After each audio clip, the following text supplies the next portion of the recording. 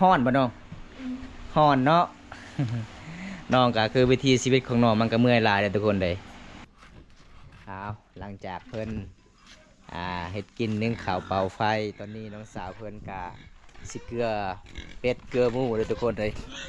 ตีนรถสอดตีนรถแตกเขาเจ้าเก็บไว้มาปาด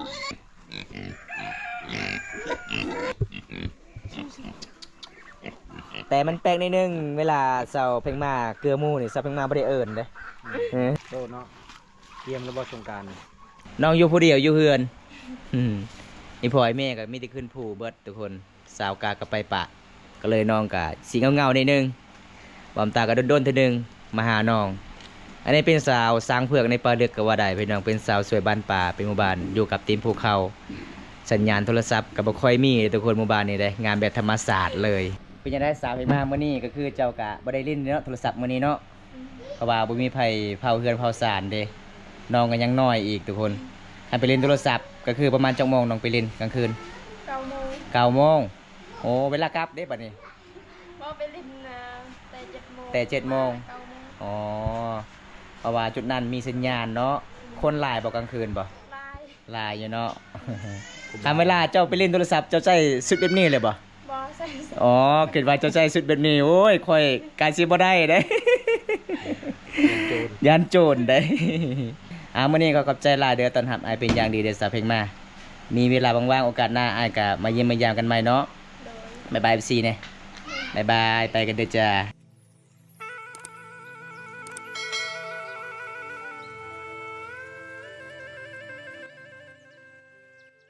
แสดงว่าตอนเช้ามื้ออื่นกับเจ้าเนาะนึ่งข้าวเป่าไฟไอ้แม่พอยังบ่ทันมาแต่ให้เด้มื้อไหนมีพอมาบ่หลังจากจูดสำเร็จแล้วจึงมาโอ้หายของน้องก็บ่แม่นง่ายคันย่าง2 ชั่วโมงนึงว่าทุกคนบ่ฮอดว่ะฮอด2 ชั่วโมงจึงฮอดไกลเติบแสดงว่าบ่บันได้2บ่โย่แต่นี่ฮอดเมืองพุ่นเด้คันจุขี่รถจักรมาก็ฮอดดงเฮ็ดได้2 ชั่วโมงเขาก็หลายอยู่3คนเขาคือหลายแต่นะครับเพื่อเด้เพื่อผู้บ่าวมาหาเด้นี่แหละผู้บ่าวทางใดมากลางคืนเพิ่นก็สิยอดผ้าขาวขนาดเฮามากลางเว้นเพิ่นก็ยอดผ้าขาวให้กินอีกมีปลา3 ตัวเพิ่นอยู่กับน้อง2 คนแล้วก็3กับภาษาเพลงมาเพิ่นเกี่ยมไว้ปลา3 ตัวสุดท้ายบ่าวงบ่าวตามาเบิดกิน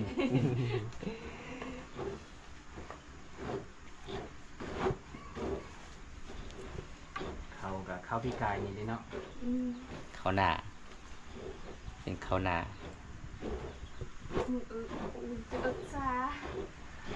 ก็เด้อ1 โซฮะได้ขายบ่มีเจ้าหน่วยละพันเพิ่นแหละเฮิมรูปคำทรายจะอันเชาะเบื้องcái đọt đặc những cái đọt đặc mà bơ quay mặt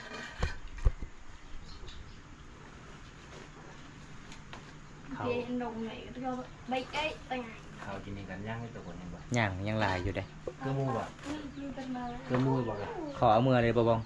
มือบ่เอามือกินอยู่เฮือนเจ้า พอได้แนวเนาะพอได้แนวว่าเขาลายคือเขาเพ่งมา3 คนเบิ่งพี่น้องติบเขานี่ใหญ่ๆเลยเด้ อันนี้น้องสายลาคนรอนั่นก็ซื้อกำไตเนาะ กำไต4,000 ดอนซื้ออดีตนายกโคตรใหญ่เลยตักน้ำกินเดี๋ยวจะตักเลยบ่สาเพลงมาจะตักเลยบ่อ๋อเวลาไปตักต้องขี่รถเนาะยางบ่ไหวมันไกลเลยเด้เกือบเป็น2 กิโลคือเซาเราหลังย่างเนาะย่างแต่9 โมงพอได้เงิน1 โมงป้าสาวนิ่งกับคนสู้ชีวิตคือกันนะทุกคนสำเร็จวิถีชีวิตของน้องเลยทุกคนอัปเดตให้ FC ได้รับชมอันสาวกาดมาก็คือสาวกาดกะสี่ซอยไข่เน่พี่น้องก็เจ้าซอยกันได้ทางพุ่นมีแต่ตีนภูเขาแต่ส่วนนี้อีเม่พ่อของเพื่อนไปนอนนี่แหละพี่น้องวิทย์ตีนภูเขานี่ทุกคน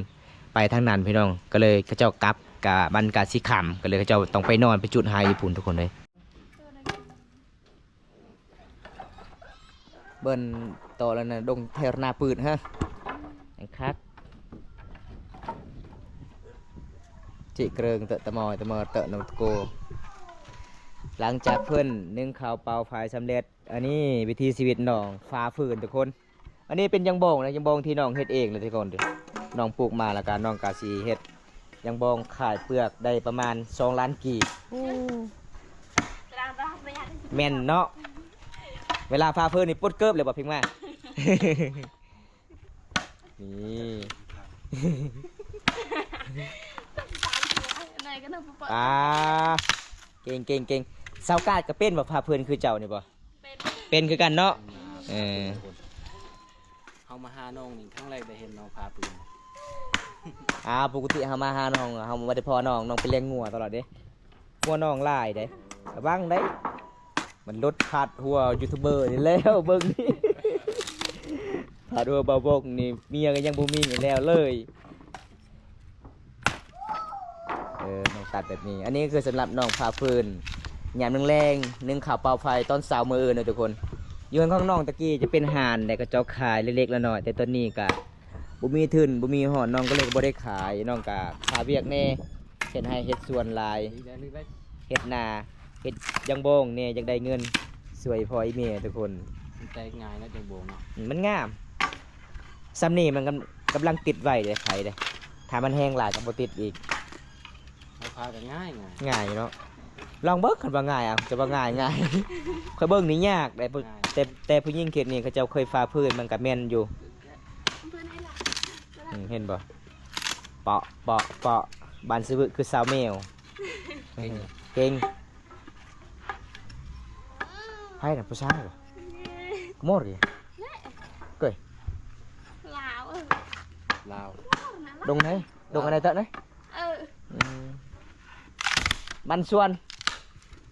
ณเลยมันเตะเนี่ยโกยไก คุยดาว ที่เด้อบ่ Rốt cuộc vợ bên nào nó ngon nó mình phải và cứ phần này lên kỵ bà cái nát mày mình tạ phần này mày cái tốt thì tạ phần này cứ บ่อย่าผมกองนี่ đờ vợ tạ phần này cứ cái này gầy ẩn tụ vợ liều cái tạ liều vợ bổ cái tạ hấp bố ถ่ายนี่โอ้ cho lòng bưng mấy bảo vòng cho bà vào ngài khoai bưng đến nhà đây trên bờ ว่าคันควันดีเนี่ยขอยสิลองอยู่เบิ่งมันจะเป็นอัน มันสิรุดเลยบ่มันไม่ได้รุดง่ายเด้มารุดง่ายปิ้ว จบ นี่ระบบได้เพลงมาเลย เด็กจะให้บ้านไปแล้ว เสียวขนาดอะไรกันแบบนี้นะ อย่างอีกตื่มอีก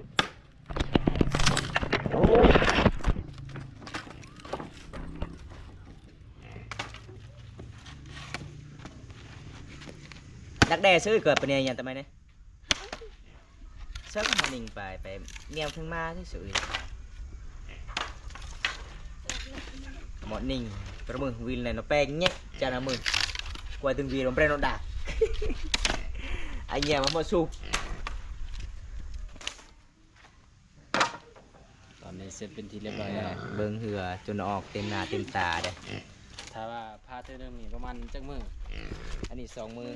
มือหนึ่งเบิดโอ้แสดงว่าเจะมีอาหารหลายเจะปิ้งอาหารตลอดเลย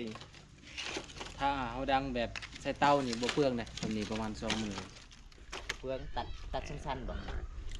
สั่น แต่น้องบ่มักสั้นน้องมักยาวเด้ ๆกับควันไฟนะมันก็บ่ได้ไปใส่คือธรรมดา เดี๋ยวนี้ทุกคนหลังจากน้องสาวเพิ่นพาเพิ่นขึ้นศาลขึ้นทางนี้ก็ได้ขึ้นทางนี้ก็ได้เด้ เป็นยังไงหลังจากพาเพิ่นไปอาบน้ำบ่อันนี้สิเฮ็ดเองบ่สาวเพิ่งมา เมน ฟ้างามแท้เจ้าคายบ่ เมนเขาช้า อีแม่เจ้าคายเท่าไหร่นี่นะ ยืนหาใส่ โอ้งามเนาะนี่เนาะเพื่อจะได้ชุดนี่ก็บ่แม่นเรื่องง่ายทุกคนอันนี้คือวิถีชีวิตน้องนะทุกคนน้องก็พาเพิ่นวิถีชีวิตนึ่งข้าวเป่าไฟน้องก็สิอาบน้ำอยู่ไสจะไปอาบเพิ่งมา มีห้องน้ำอยู่เนาะโอ้เอาพี่น้องคิดว่าน้องไปอาบน้ำห้วย ข คันน้องไปอาบน้ำห้วยบอมตาก็สิไปน้ำคือกันนะทุกคนเลย อันนี้น้องไปอาบห้องน้ำเพราะว่าเพื่อนน้องกับเขาเจ้าเจาะน้ำแบบน้ำถ้าผู้ใดมีเงินมีคำต้องเจาะทุกคนแต่น้องก็บ่มีเงินกัน แต่น้องก็เงินเซากาดไปเฮ็ดงานอยู่ประเทศไทยภาคมาก็เลยเขาเจ้าก็มาเจาะเด้น้องอยู่เฮือนอยู่ศาลพอซื้อเวียกไอ้พ่อไอ้แม่เห็นบ่ทางพูนล่ะพี่น้องเขาเจ้าก็อาบน้ำนี่ห้องน้ำของน้องทุกคนโอ้แบบนี้นะเนาะห้องน้ำจ้ะเนาะ ทำผู้บ่าวมาทางนั้นผู้บ่าวเห็นโลดสาวเพียงมาอาบน้ำมาประกาศน้องเบิ่งทุกคนงามหลายเด้อทุกคน พอได้ชื่อนี่ราคาแพงเด้อ อันนี้มะเขือน้องปลูกมะเขือนี่วิถีชีวิตน้องสาวเพิ่นเจ้าเองมาปลูกบ่โอ้อันนี้คือผักอีหยังภาษาแบบมังกรเอิญกุเตียม เตรียม กุเตียมบำตาสิแป้บ่ได้ภาษาลาวเลยทุกคน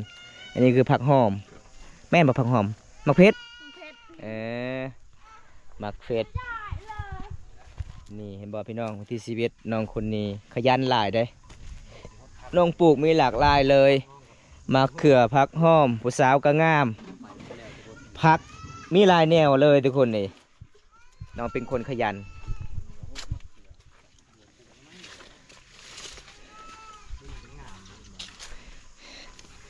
ลำไยนี่น่าจะเป็นมากเนาะปีหน้าลำไยนี่ พอเจ้าของงามเด้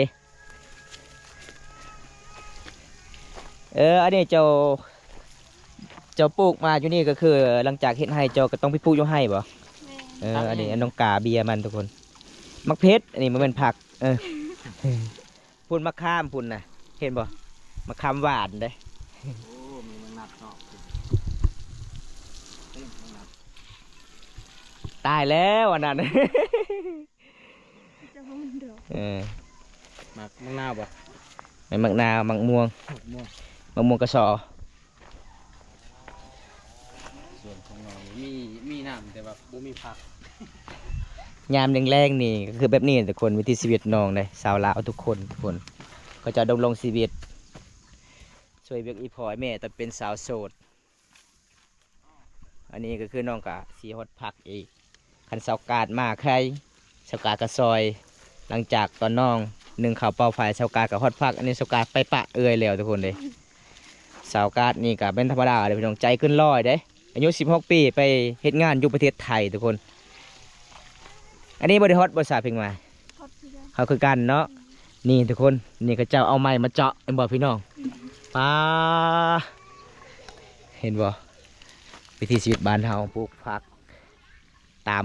กกไม้ก็มีได้ทุกคน ปักกกไม้แล้วก็ปลูกผักงาม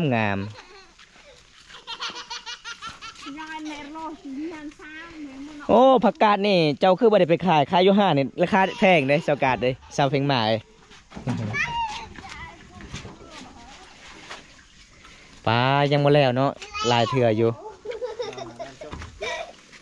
ดันจบ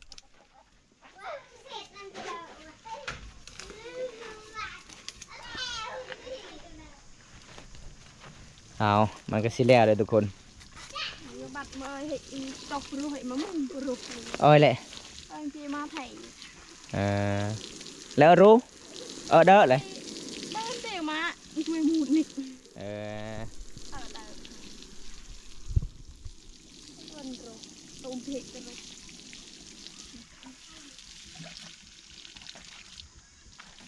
แล้วบ่แล้วสำเร็จเอา เดี๋ยวฮด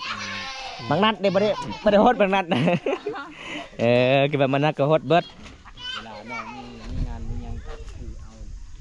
ไม้ไผ่เฮ็ดไม้ปี้ทุกคนเลย เอาหลังจากเพิ่นเฮ็ดกินนึ่งข้าวเป่าไฟตอนนี้น้องสาวเพิ่นกะสิเกลือเป็ดเกลือหมูเลยทุกคนเลยหมูของสาวเพ่งมานี่หลายได้ทุกคน ลายโตบ่ หลายโตได้ หรือลายเกลืออ๋อเบิ่งนี้ทุกคนเกลือหมู ยังมีเห็ดพ่นเนาะตีนรถสอดตีนรถแตกเขาเจ้าเก็บไว้มาปาดเฮ็ดอีหยังเพิ่นนะ บ่ฮู้ สิเกลือหมูพี่น้อง เออมาจังได้นี่จังมา พวงอลีบ่ บ่ได้ เป็ดก็เอาไว้สงกรานต์เด้อ ประเทศสาวการมาเด้ สงกรานต์มาบ่สงกรานต์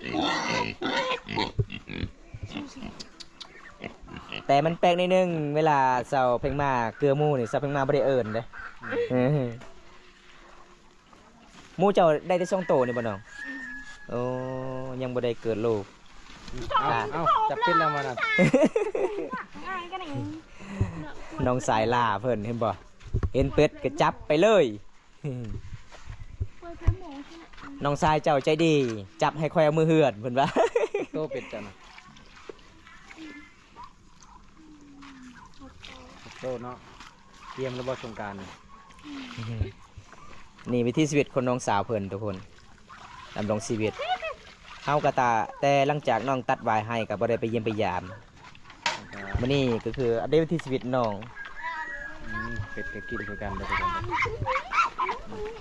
เป็ด6โตหมู2โต นั่นนะ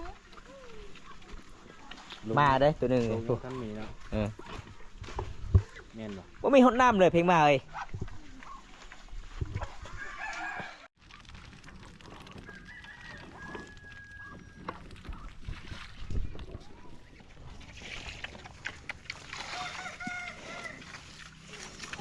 2โตนี่มันสิได้บ่ลูกบ่มีแต่ตัวแม่หมด ตัวผู้บ่มีเลย เปิดแล้วที่ถูกเลย บ่ได้อลิโตน นี่บ่ ตัวใหญ่นี่บ่ตัวผู้อันนี้ตัวแม่ตัวผู้ใหญ่ตัวแม่นี่หน่อย ตามน้ำ อืม คือตัวแม่เลยเนาะ ก็ตอนออกหมดเลยเด้ เฮ็ดมันเด้ อืม เอ้า แสดงว่าคำบริตอนออกนี่หมู่ของน้องนี่ไปเล่นตลอดเลย ไม่ได้กลับบ้าน เวลาไปนี่ลืมหืนลืมสารทุกคน ไปเลยนี่ละไปน้องไอ้น้องอยู่เพียงแค่3 คนกับน้องสาวน้องสาย2 คนเลยน้องก็เลยไม่ได้ไปใส่มื้อนี้ก็คืออยู่แต่เฮือนนี่แหละเผาเฮือน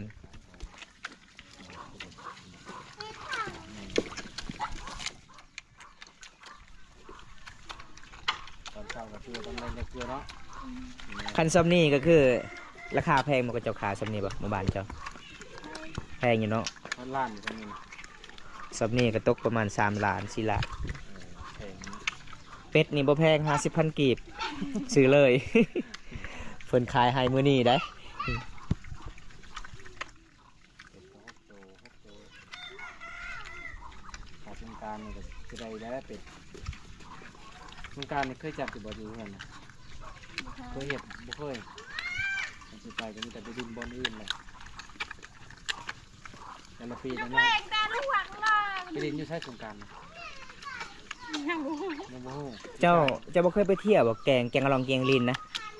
บ่เคยไปเลยเนาะโอ้ปกตินี่คนอื่นเขาเจ้ามักไปเที่ยวแกงลินแกงกะลองมีแต่ไปตากแดด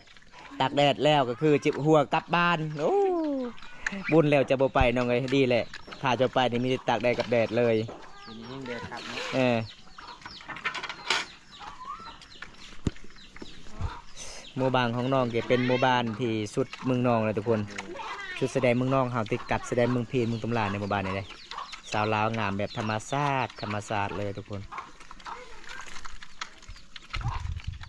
อืมตอนเสาร์ก็คือน้องกะเกลือเลยตอนแรงน้องกะเกลือแบบนี้แหละทุกคนเลยดำรงชีวิตบ้านหนองบ้านนาซึ่งเผามังกรหมู่บ้านตาลีเมืองนองแค่โซนาเขตทุกคนหมู่ปอยเลยได้ ก็แบบในหมู่บ้านในธรรมดาแบบคือพญาแบบก็คือเบดทุกหลังคาเลยคือแบบก็คือหมู่ของน้องๆเนี่ยไปห้ามหมู่คนอื่นทุกคนติดกัน มันก็ไวอยู่เนาะเจ้าเกลือหมูยามหนึ่งแรงอะก็ประมาณ4-5 นาทียามต้นเสาร์นี่7 นาทีมันลื่นนิดนึงเด้ยามต้นเสาร์กัดเย็นเด้ ยั ยัง ง กินได้หมู่แต่ละ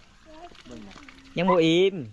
ตัวได้อันนะทำมา ไอ้ยังจะเว้านะ ท ห้ ำตีแค่ ำ ออกเบิดเห็นบ่กินตัวอ่อนเลย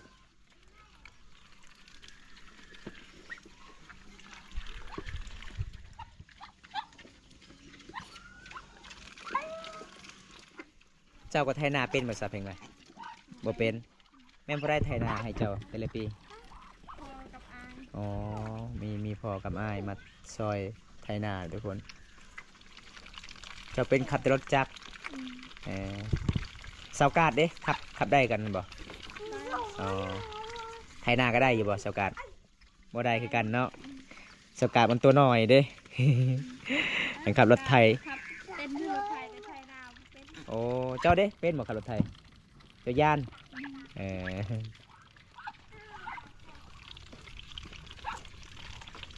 คันเสากาดเห็นเจ้านี่เสากาดขึ้นฮอดบ้านเลยเด้ เห็นมันที่ชีวิตเจ้านี่อยู่เฮือนอยู่ซานอันนี้เป็นบ้านเสากาดเด้อพี่น้องเสากาดไปแล้ว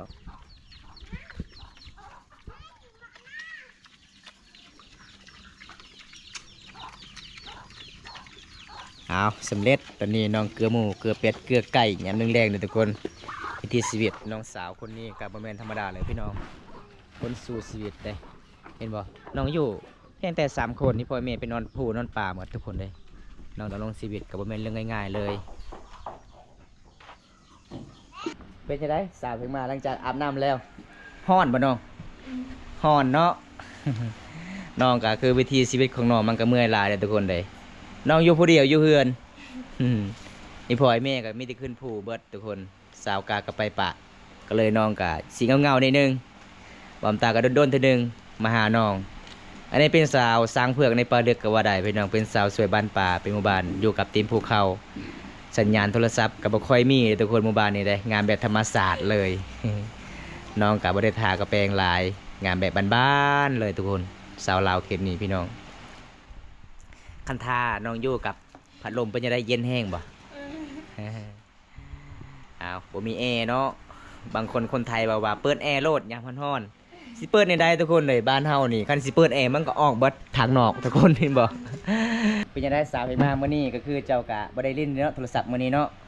เพราะว่าบ่มีไผเผาเฮือนเผาศาลเด้น้องก็ยังน้อยอีกทุกคนคันไปเล่นโทรศัพท์ก็คือประมาณจักโมงน้องไปเล่นกลางคืน 9 โมง 9 โมงโอ้เวลากลับเด้บัดนี้ พอไปเลินแต่7 โมง แต่7 โมง 9 โมง อ๋อเพราะว่าจุดนั้นมีสัญญาณเนาะคนหลายบ่กลางคืนบ่ ลาย หลายอยู่เนาะ ทำเวลาเจ้าไปเล่นโทรศัพท์เจ้าใช้สุดแบบนี้เลยบ่ บอใส่ อ๋อเกิดว่าเจ้าใช้สุดแบบนี้โอ้ยค่อยกายสิบ่ได้เด้ ยันโจรได้ มื้อนั้นเฮาไปเนาะมันไกลนะบ่วงเนาะ ไก่ ขี่รถจักรมาก็เกือบเป็นชั่วโมงทุกคนเลยมันเป็นสันเป็นโนนทุกคนเลยมื้อนี้ก็ขอบใจหลายเด้อตอนรับอ้ายเป็นอย่างดีเด้อสาวเพลงมามีเวลาว่างๆโอกาสหน้าอ้ายก็มาเยี่ยมมายามกันใหม่เนาะ โดย บ๊ายบายพี่เนี่ย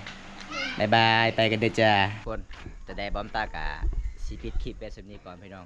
มื้อนี้บอมตากะโดนๆทีนึงพี่น้องไปเยี่ยมไปยามน้องสาวเพลงมาพี่น้องปกติกับน้องก็เป็นส่งให้น้องเด้สาวลาวหมู่บ้านนี้ก็สวยน่าฮักหลายพี่น้องเขาเจ้าก็เป็นคนใจดีเป็นคนขยันตอนเป็นสาวโสดตะบรีหลายพี่น้องสาวลาวดำรงชีวิตได้ชีวิตไอ้พ่อไอ้แม่อยู่เฮือนอยู่ศาลอันนี้ก็คือน้องก็อยู่ยัง3 คนอยู่เฮือนทุกคนที่พ่อแม่ไปนอนผู้หมดพี่น้องเขาเจ้าก็เฮ็ดให้เฮ็ดสวนอยู่ผู้ก็เลยเอากลับไปเยี่ยมไปยามมื้อนี้ก็น้องก็สิบ่ได้เล่นโทรศัพท์เราทุกคนเลยนั่งเผาเฮือนเพราะว่าน้องสายยังนอนอยู่ทุกคนเพราะว่ามื้อนี้น้องก็ต้อนรับเป็นอย่างดีเลยทุกคนมีอาหารหลากหลายเลยพี่น้องเอาจะได้บอมตากะสิกลับบ้านแน่พี่น้องถ้าบ่ได้รับชมคลิปนี้แล้วก็อย่าลืมฝากกดไลค์กดแชร์กดติดตามฝากเป็นกำลังใจบ่าวบอมตาเฮ็ดคลิปตอนต่อไปอัปเดตวิถีชีวิตสาวลาวเคสชนบทบ้านเฮาเขามังกรก็จบเพียงเท่านี้ก่อนนะทุกคนคลิปหน้าพบกันไหมพี่น้องเขากล่าวคำว่าสวัสดีครับบัดส่วนไปกันด้วยจ้า